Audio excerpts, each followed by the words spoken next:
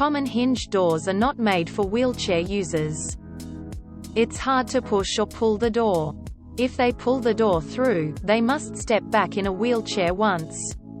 But the hallways are often not wide enough. A rolling door is having a mechanism which opens, closes while the door is rotating.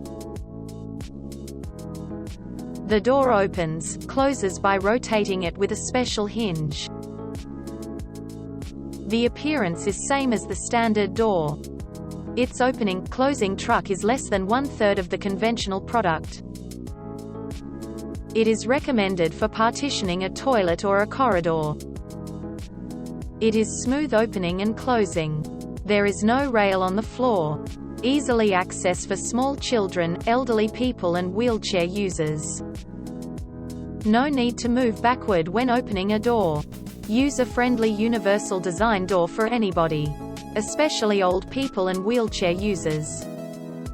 Here are some examples of construction.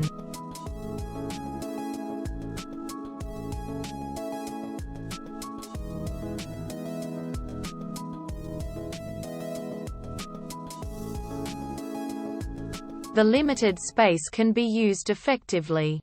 Furthermore, it can be used safely and comfortably.